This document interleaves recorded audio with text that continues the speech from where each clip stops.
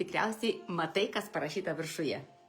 Šią tiesioginę transliaciją mane iššaukia pasakyti, ši tiesioginė transliacija tokia ekspromptu iššoko paskaičius, nežinau, lyderio, nelyderio postą. Aš parašiau viršuje tą frazę. Uždirbk su, neminėsim kompanijos, tiesiog uždirbk su N kompanija, net tada, jei nenori pardavinėti. Kaip mano vaikai pasakytų, what the fuck, jūs čia rimtai? Jūs rimtai galvojat, kad galima prisijungus prie kažkokios tai kompanijos uždirbti nepardavinėjant? Mielieji, atsimerkit. Nėra verslo be pardavimų. Patikėkit, nėra nei vieno verslo be pardavimų. Net ne verslo. Jūs visą gyvenimą, jūs dirbdami bet kokiame samdomame darbe, jūs pardavinėjat. Jūs pardavinėjate save. Jūs to net patys nesuprasdami. Dabar taip. Einam toliau prie tinklinio marketingo, ar ne? Jeigu tu prisijungi prie N kompanijos, kurioje galima uždirbti, net nenorint pardavinėti. Įdomu, kiek žmonių pasimauna ant to. Aišku, visų pirma pasimauna tie, kurie tiesiog nesuvokia, kad visas gyvenimas yra pardavimai. Bet, mielieji, nėra verslo be pardavimų. Jeigu jūs atsisakysite pardavinėti produktą, taip, jūsų valia, jūs renkatės atsisakyti dar vieno pajamų šaltinio. Bet kad gautumėte pajamas, jūs vis tiek turėsit parduoti. Jūs turėsit parduoti verslo galimybę. Juk man trūksta žodžių. Tu niekada neuždirbsi prisijungęs prie bet kurios tinklinio marketingo kompanijos, jeigu tu nerasi žmonių, atsisakėm pardavinėti produktų. Bet jeigu tu nepakviesi žmonių į verslą, tu niekada neuždirbsi jokioje tinklinio marketingo kompanijoje. Ir einam prie to, kad jeigu tu nori sukurti kažkokias tai pajamas ir nenori pardavinėti produkto, tu vis tiek turi kalbėti apie kompaniją. Juk kad žmogus prisijungtų prie tavęs, nes kitaip tu neturėsi pajamų. Įsivaizduokit, aš prisijungiau ir nieko nedarau. Ir atsisėdau ant savo to foteliuko patogaus ir sėdžiu. Iš kur? Pajamos nebyra iš dangaus. Nėra mygtuko, kad paspaudžiau ir tik tai spėjau skaičiuoti dolerius.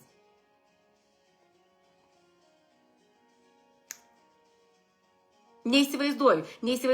Taigi, jeigu tu prisijungiai prie kažkokios tinklinio marketingo kompanijos ir nori uždirbti, tu turi suprasti vieną dalyką. Pardavinėti reikės.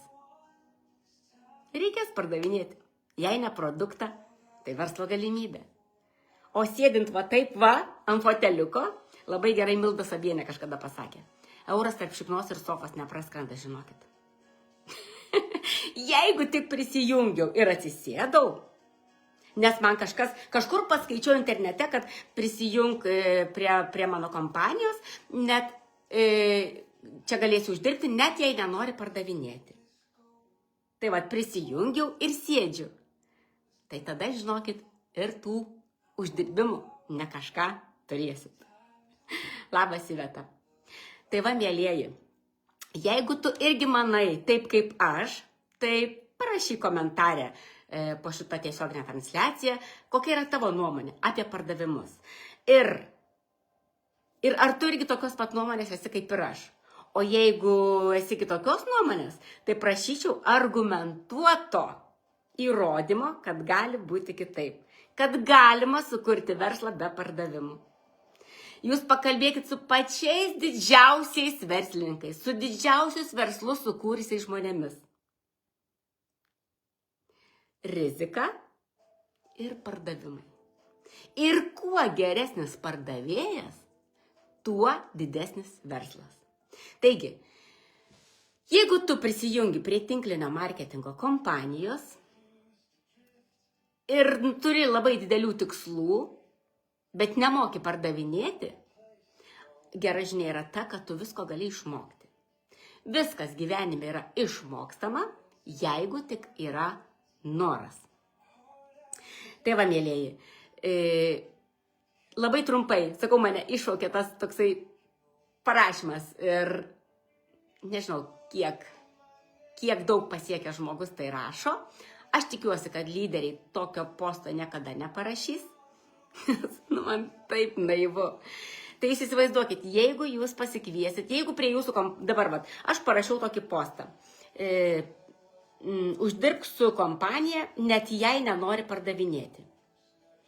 Tai ką jūs pakviesit į savo komandą?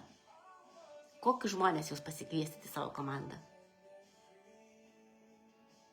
Tuos, kurie nenori pardavinėti, bet nori uždirbti.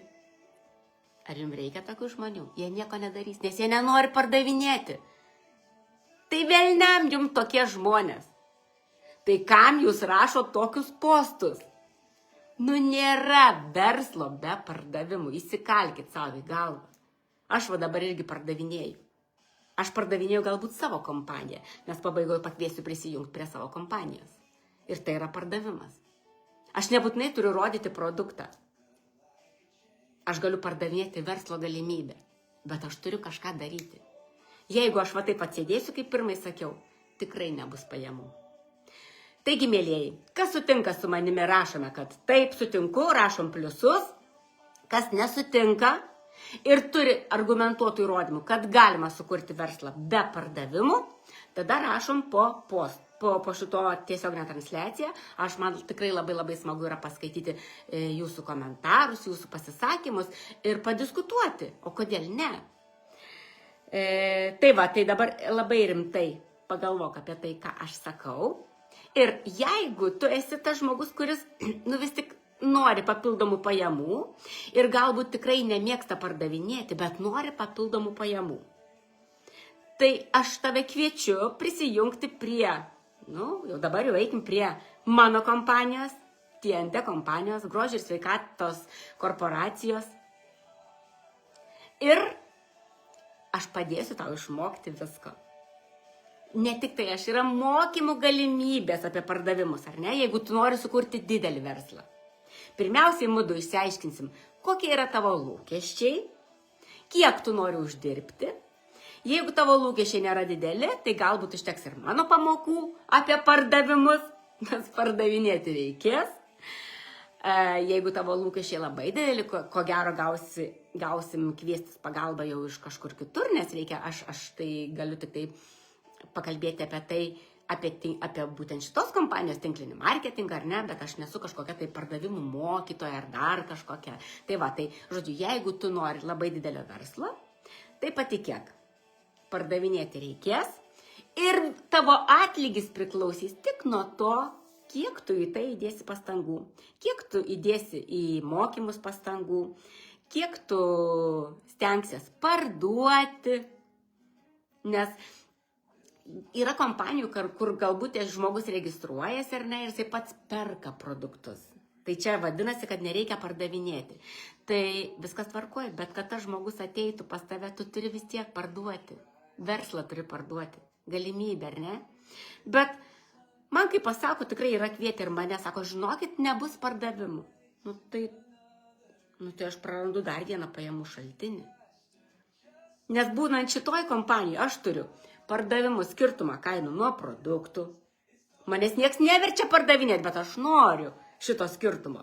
Aš turiu bonusą, aš turiu premijas, aš turiu direktoriaus bonusą, aš turiu bonusą nuo komandos, aš turiu automobilį, už kurį mokėjo kompanija, aš turiu keliones, kai kurias man 100% apmokėjo kompanija, kai kurias 50%, kai kurias pati susimokėjau, bet į kiekvieną kelionę, žinokit, jeigu jūs norit kartu su manim keliauti.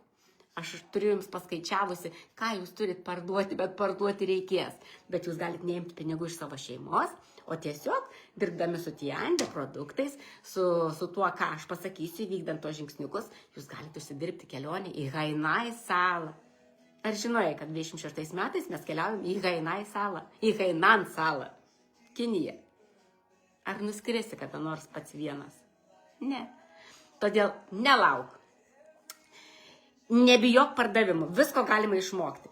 Kai tau ateis į galvą mintis, kad be pardavimų iš vis nėra nieko gyvenime, kai tu tą suvoksi, tada suprasi, kad tu nori parduoti, kad tu nori uždirbti, rašyk man, tik nelauk, nes kiekviena diena tai yra prastova.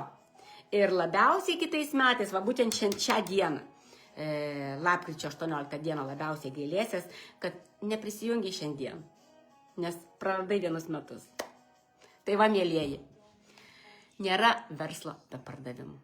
Netikėkite tokiais pasakymais, kad prisijung prie kompanijos, net jei nenori pardavinėti. Tai gražios likusios dienos ir padiskutuokim. Jei patinka tas filmukas ir manai, kad verta kažkam dar išgirsti, tai gali jo pasidalinti, aš būsiu dėkinga. Tau tai nieko nekainuos, o man dar didesnė sklaida. Ačiū tau.